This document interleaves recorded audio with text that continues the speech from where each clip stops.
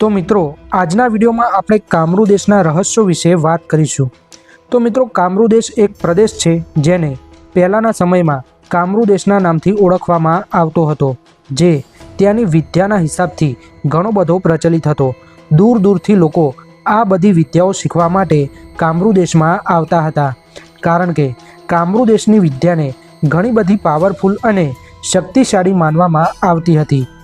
પહેલાના સમયમાં મિત્રો કામરૂ દેશને તંત્ર મંત્ર અને વિદ્યાઓનો ગઢ માનવામાં આવતો હતો, કારણ કે ત્યારના સમયમાં સૌથી વધારે ક્યાંય તંત્ર મંત્ર અને સાધનાઓ થતી હતી તો તે કામરૂ દેશમાં જ થતી હતી। તો તમારા મનમાં થતું હશે કે અત્યારે આ કામરૂ દેશ ક્યાં આવેલો છે? તો મિત્રો હાલના સમયમાં જે આસામ પ્રદેશ છે, જ્યાં મિત્રો કામાખ્યા દેવીનું શક્તિપીઠ આવેલું છે, જે 52 શક્તિપીઠમાંથી એક શક્તિપીઠ છે, એને જ મિત્રો પહેલાના સમયમાં કામરૂ દેશના નામથી ઓળખવામાં આવતો હતો। મિત્રો કહેવાય છે કે તે સમયે કામરૂ દેશની અંદર એક જાદુગરની હતી, જેને કામરૂ દેશના લોકો દેવી તરીકે પૂજતા હતા, જેનું નામ હતું લોના ચમારણ। જે મિત્રો આ લોના ચમારણ હતી તેના એક ગુરુ હતા, જેનું નામ હતું ઇસ્માઇલ જોગી। હવે મિત્રો ઇસ્માઇલ જોગી જે હતા તેમને લોના ચમારણને નાનપણથી જ આ જે બધી તંત્ર મંત્ર અને સાધનાઓ આવે તે બધી શીખવાડી હતી, અને લોના ચમારણ જે હતી તે આ બધી વિદ્યાઓથી ત્યાંના લોકોના દુઃખો અને રોગો દૂર કરતી હતી। અને કહેવાય છે કે મિત્રો લોના ચમારણને 56 કલવા વીરોના રાણીના નામથી પણ ઓળખવામાં આવે છે, કારણ કે લોના ચમારણે તેના તંત્ર મંત્ર અને સાધનાની મદદથી એક નહીં પણ 56 કલવા વીરોને સિદ્ધ કર્યા હતા, જેના લીધે મિત્રો તેને 56 કલવા વીરોના રાણીના નામથી પણ ઓળખવામાં આવતી હતી। લોના ચમારણ પાસે મિત્રો એવી તંત્ર મંત્ર અને સાધનાઓની સિદ્ધિઓ હતી, જેની મદદથી તે મન ધાર્યા કામો કરી શકતી હતી, જેમ કે મનની વાતો જાણી લેવી, ભૂત ભવિષ્ય વર્તમાનની જાણકારી મેળવવી, અદૃશ્ય થવું, વશીકરણ કરવું, રોગો દૂર કરવા, દુઃખો દૂર કરવા, અને બીજી પણ તેની પાસે પાર વગરની તંત્ર મંત્ર સાધનાઓની સિદ્ધિઓ હતી, જેના મદદથી તે તેના ધાર્યા કામો કરી શકતી હતી। પણ લોના ચમારણ મિત્રો કોઈનું પણ ખરાબ કરતી નહીં, એના બદલે મિત્રો તે તેના તંત્ર મંત્ર અને સાધનાની મદદથી લોકોનું કલ્યાણ કરતી હતી, જેના કારણે ત્યાંના લોકો લોના ચમારણને દેવી તરીકે પૂજતા હતા। કહેવાય છે કે મિત્રો પહેલાના સમયમાં કામરૂ દેશની અંદર કોઈ અજાણ્યો માણસ પ્રવેશ કરી જતો તો તે માણસનું કામરૂ દેશમાંથી બહાર નીકળવું ઘણું મુશ્કેલ થઈ જતું હતું, કેમ કે મિત્રો કામરૂ દેશની જે સ્ત્રીઓ હતી તેમની પાસે એવી મેલી વિદ્યાની શક્તિઓ હતી કે તે અજાણ્યા માણસને કામરૂ દેશની બહાર જવા જ દેતી નહીં। એ માણસને તે પશુ પક્ષી બનાવીને અને કેદ કરીને તેની પાસે રાખતી અને તેના કાર્યો કરાવતી હતી। પણ જો કોઈ માણસને કામરૂ દેશની સ્ત્રીઓની મેલી વિદ્યાની શક્તિઓથી બચવું હોય તો કામરૂ દેશની સીમા ઉપર ગુરુ ગોરખનાથની એક એવી જગ્યા હતી, જ્યાં તે માણસ ગમે તેમ કરીને પહોંચી જતો તો ત્યાં મિત્રો કામરૂ દેશની જે સ્ત્રીઓ હતી તેની મેલી વિદ્યાની શક્તિઓ કામ કરતી નહીં, અને તે જે માણસ હોય તે બચી શકતો હતો। પણ એવું મિત્રો ખૂબ જ ઓછા પ્રમાણમાં થતું હતું, કેમ કે કામરૂ દેશની સ્ત્રીઓની મેલી વિદ્યાથી બચીને કોઈ પણ કામરૂ દેશની બહાર જઈ શકતું નહીં। અને મિત્રો પહેલાના સમયમાં કામરૂ દેશની અંદર કોઈ પણ અજાણ્યા માણસની એન્ટ્રી હતી જ નહીં, એટલે કે કોઈ સિદ્ધ પુરુષ હોય કે જેની પાસે તંત્ર મંત્રની શક્તિઓ હોય તે જ માણસ અહીંયા પ્રવેશ કરી શકતો હતો, અને મિત્રો કોઈ પણ સાધારણ માણસ અહીંયા પ્રવેશ કરી શકતો નહીં। અને મિત્રો જો કોઈ માણસ પ્રવેશ કરી જાય તો તે માણસ બહાર નીકળી શકતો નહીં। અને મિત્રો કામરૂ દેશની અંદર જે સ્મશાન હતું ત્યાં અને તેની આજુબાજુમાં મસાણી ઝોપડીનો આતંક અને ત્રાસ હતો।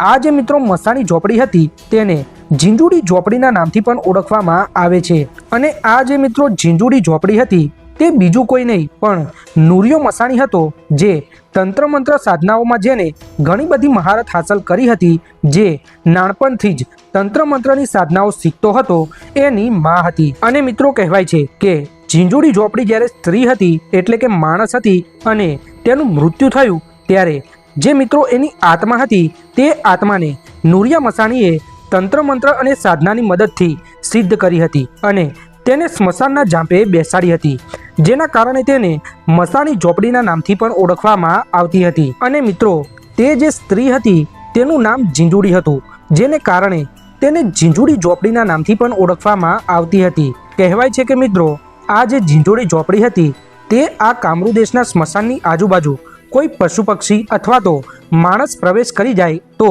તેને પકડી અને નુરિયા મસાણી પાસે લાવતી હતી અને નુરિયો મસાણી જો કોઈ જીવતો વ્યક્તિ હોય તો તેને મારી અને તેના મળદા ખાતો હતો અને કોઈ પશુ પક્ષી હોય તો તેને પણ મારીને ખાઈ જતો હતો। આવી રીતે મિત્રો કામરૂ દેશના સ્મશાનની અંદર નુરિયા મસાણી અને ઝીંઝોડી ઝોપડીનો ઘણો આતંક અને ત્રાસ હતો।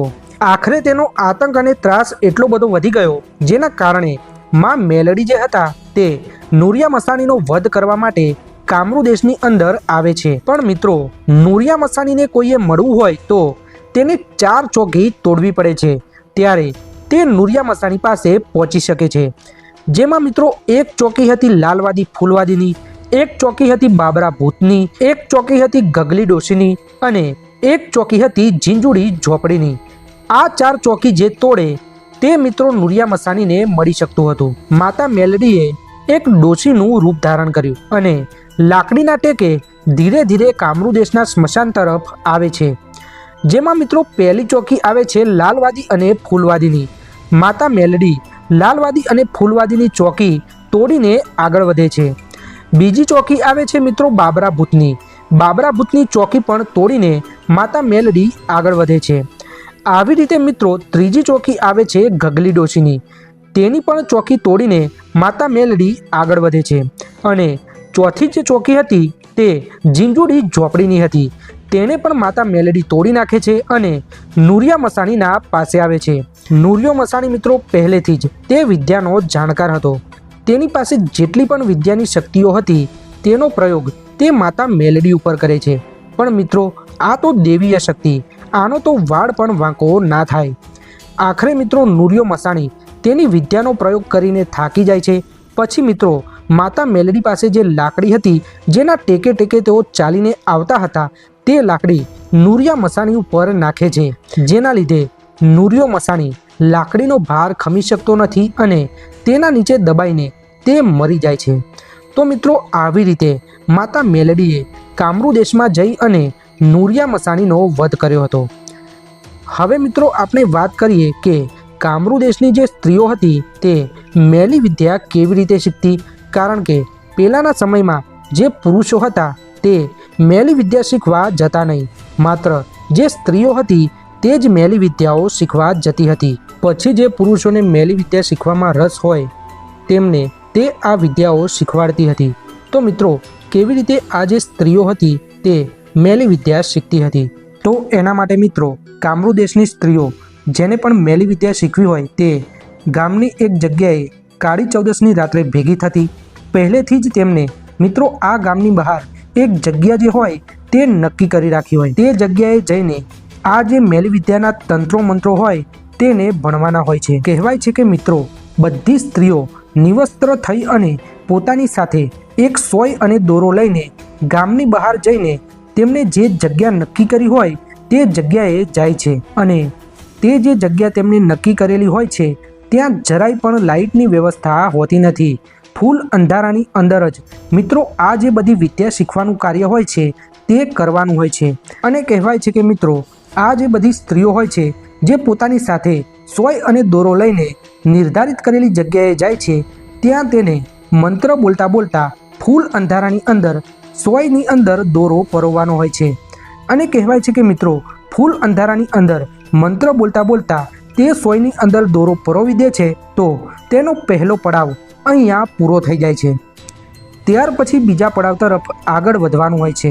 બીજા પડાવની અંદર તેને મંત્ર બોલતા બોલતા જે સોય હોય છે તે પોતાના ગુપ્ત અંગની અંદર ઉતાડવાની હોય છે। અને મિત્રો કહેવાય છે કે તે સ્ત્રી મંત્ર બોલતા બોલતા સોય તેના ગુપ્ત અંગમાં કૂતાડે અને તેને જરાય પણ દુખાવો ના થાય તો તે જે મેલી વિદ્યા શીખવા ગઈ હોય તેમાં તેને સફળતા મળી ગઈ તેમ ગણાય છે। અને જો કોઈ સ્ત્રીને સોય કૂતાડતા દુખાવો ઉપડે તો તેને આવતી કાળી ચૌદસના દિવસે ફરીથી આ વિધિ કરવાની રહેશે। તો આવી રીતે મિત્રો કામરૂ દેશની જે સ્ત્રીઓ હતી તે મેલી વિદ્યા શીખતી હતી અને મિત્રો ત્યાંની સ્ત્રીઓ વશીકરણ, મારણ અને બીજા ઘણા બધા કામો તેની મેલી વિદ્યાની મદદથી કરી શકતી હતી। તો મિત્રો કામરૂ દેશ વિશે આ આપણો ત્રીજો ભાગ છે. જો તમે પહેલા 2 ભાગ ના જોયા હોય તો હાલ જ જોઈ આવો. અને મિત્રો, વિડીયો ગમ્યો હોય તો લાઈક, શેર અને અમારી ચેનલને સબસ્ક્રાઈબ જરૂરથી કરજો.